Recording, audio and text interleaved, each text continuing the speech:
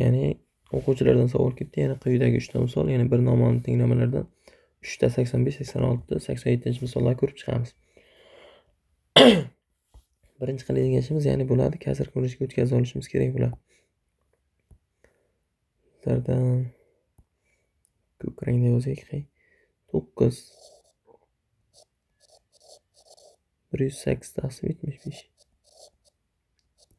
qo'shilgan 56 taqsim 100 taqsim 5x. 0,25imiz 1 taqsim 4 ga teng.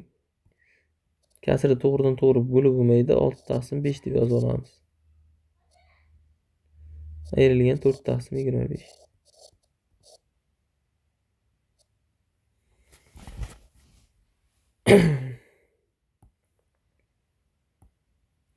To'rt taqsim 25. Pasimiz 33 taqsim 2, 124 taqsim 9. Demak, ko'radigan bo'lsak, 108 bilan 75imiz bizlarda qisqaradi. Nechiga? 3 ga. 3 ga qisqartirsak 25 qoladi. Bunda 36.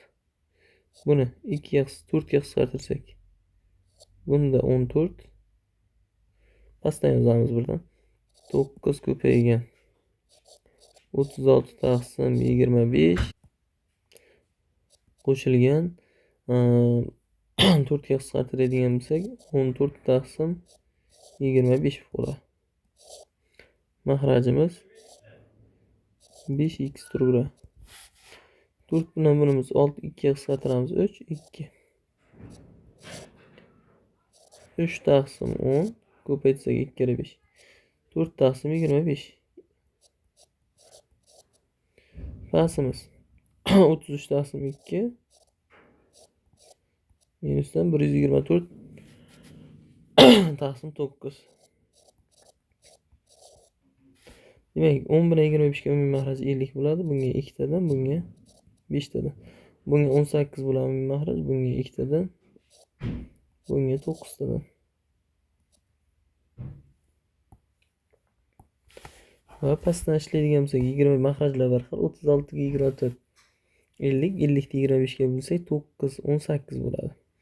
Demak, 9 ko'paygan 2 past 5x.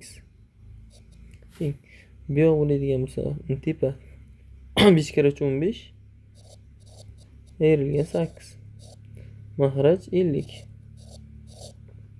Past 33 ko'paygan 9, 33 9 ga ko'paysa 27, 297. Buni ko'paytiradigan bo'lsak 248. Mahrajimiz 18. Demak, buni bu yoqqa ko'paytiramiz, ya'ni 18 ko'paygan, ya'ni bu bunga ko'payadi. Bunimiz bunga ko'payadi. 18 ko'paygan.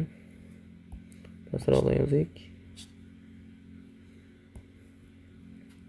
18 ko'paygan 297 dan 48 ketsa 49